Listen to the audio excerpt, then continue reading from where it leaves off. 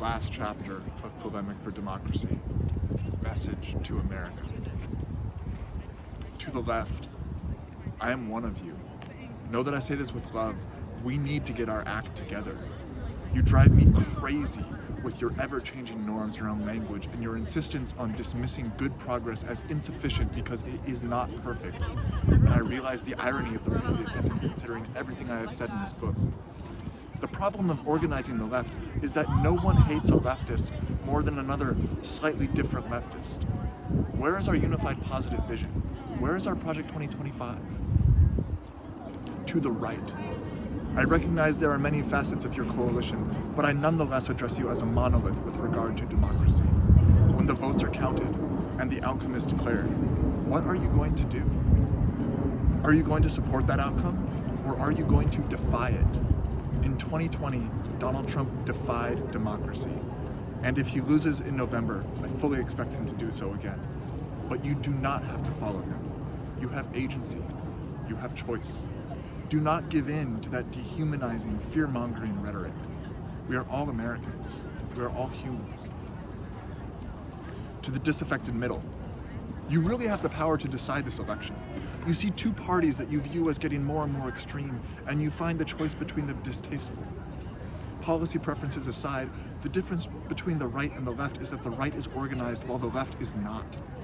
If you find the policy goals of the extreme wings of each side equally distasteful, the more organized faction is more likely to be successful in implementing policy goals that you might oppose. To the non-voters of all persuasions, I say this without judgment. You have chosen to not choose. Your view of our entire political system as corrupt and flawed and unworthy of your vote is reasonable. However, our government is worse, I think, for not having had your input.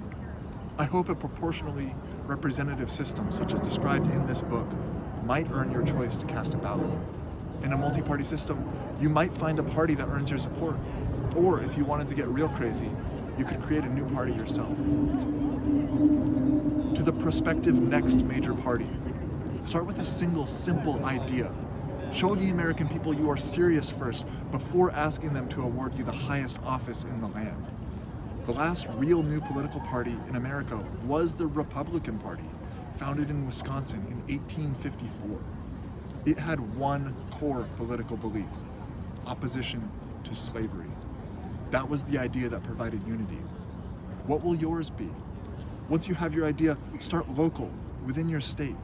And once you are organized, reach out nationally to those who might be like-minded. Don't start just by running a presidential candidate. To the establishment politicians, aren't you tired of this system too? Wouldn't a multi-party system be fun? Do not miss the forest for the trees. In the grand scope of our history, what will your story be? To the chattering class, you endlessly annoy me as I consume hours of your content. You treat news items as if they were all equally breaking news, damaging your credibility in our discourse. You fritter away our mental energy with your political hobbyism, your breathless, changing by the minute, superficial political arguments. You are exhausting. Do better. Go touch grass. To the financial elites, you guys know that political stability is good for business, right? To the bureaucrats, you pride yourself on impartial competence, as you should. But be wary of your impartiality being exploited by malevolent forces. Write down for yourself, now, the red lines of state power which you cannot abide. Be wary of becoming a cog in a machine sowing banal evil. To the military, you are the single institution I trust most in America. I say that not to lick your boots, but as a statement of fact. Seemingly all our other institutions are failing, but you have remained true to your principles. Your honor during the 2020 presidential transition will be forever commendable. Yours is the power of the sword, the sharpest, deadliest, and most expensive sword in the history of the world. If the worst comes to pass, and a tyrant orders you to do something you know to be wrong, I hope you will again be honorable. The power is yours. To the past, the crimes and triumphs of our land cannot be separated. Together you have created our present. Now it is our turn. To the present, our country stands on the edge of an abyss. Quote, "We are in the process of a second American Revolution, which will remain bloodless if the left allows it to be," end quote. That is a frankly very aggressive declaration from Kevin Roberts, president of the Heritage Foundation and the author of the foreword of Project 2025. Curious, and not wanting to let the media determine my views, I read the 17 pages of Roberts' foreword.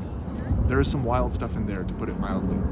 Although, interestingly, the existential rhetoric of Project 2025 in many ways mirrors my rhetoric here. In that way, at least, we agree on the stakes of the present. But the vision described in Project 2025 and the vision I have described here are far apart. My polemic has at its core a belief in egalitarianism, the idea that all humans are created equal. Project 2025 claims that same American heritage, yet it twists these ideas of human equality so much that they become their opposite. It is also intensely pro-nationalist and pro-religious, specifically pro-Christianity. I find that combination concerning, because when religion and politics travel in the same cart, the writers believe nothing can stand in their way. Based off my reading of the foreword and the events of January 6th, 2021, there is ample reason to believe that democracy is not something that the writers of this cart will let stand in their way. This polemic has been a scream into the void, a desperate plea to avoid the violence and chaos of a potential civil war. But if such a tragedy comes to pass, I know what side I will be on. I choose the pen, not the sword, and I will forever be on the side of democracy and truth and freedom. To the future, let us have that great debate. For you, I hope we do good.